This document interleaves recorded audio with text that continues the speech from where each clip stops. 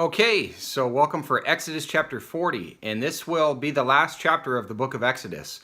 And then next we're going to get into Matthew. We're going to do chapters 10 through 20 before getting into Leviticus after that. So, all right, verse 1. Then the Lord spoke to Moses, saying, On the first day of the first month you shall set up the tabernacle of the tent of meeting. You shall place the ark of the testimony there, and you shall screen the ark with the veil. You shall bring in the table and arrange what belongs on it, and you shall bring in the lampstand and mount its lamps. Moreover, you shall set the gold altar of incense before the ark of the testimony, and set up the veil for the doorway to the tabernacle. Verse 6. You shall set the altar of burnt offering in the front of the doorway of the tabernacle of the tent of meeting. You shall set the laver between the tent of meeting and the altar, and put water in it. You shall set up the court all around and hang up the veil for the gateway of the court. Then you shall take an anointing oil and anoint the tabernacle and all that is in it, and shall consecrate it and all its furnishings, and it shall be holy. You shall anoint the altar of burnt offering and all its utensils, and consecrate the altar, and the altar shall be most holy. Verse 11. You shall anoint the laver and its stand, and consecrate it. Then you shall bring Aaron and his sons to the doorway of the tent of meeting, and wash them with water. You shall put the holy garments on Aaron, and anoint him and consecrate him, that he may minister as a priest to me.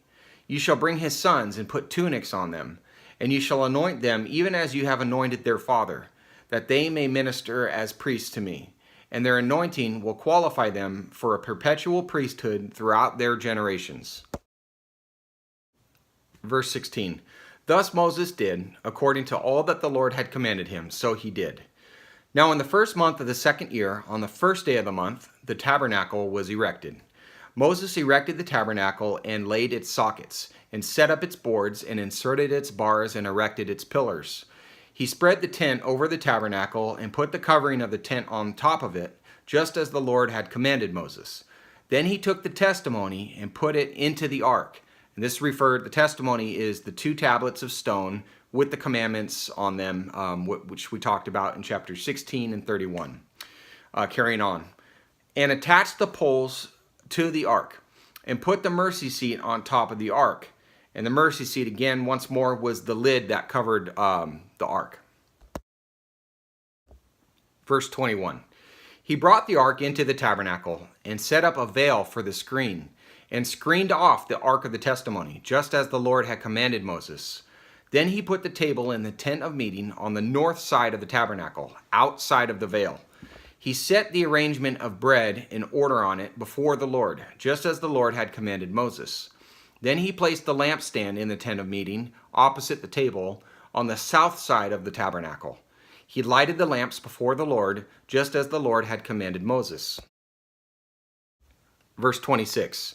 Then he placed the gold altar in the tent of meeting in front of the veil, and he burned fragrant incense on it, just as the Lord had commanded Moses. Then he set up the veil for the doorway of the tabernacle.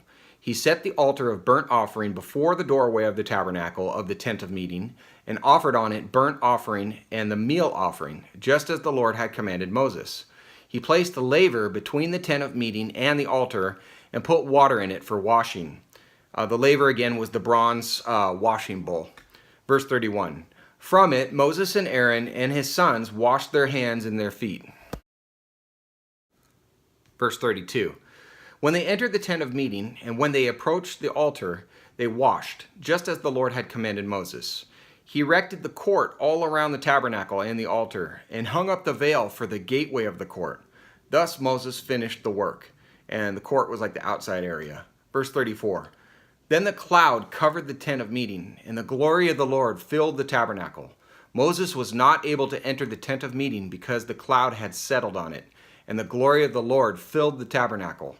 Throughout all their journeys, whenever the cloud was taken up from over the tabernacle, the sons of Israel would set out. But if the cloud was not taken up, then they did not set out until the day when it was taken up.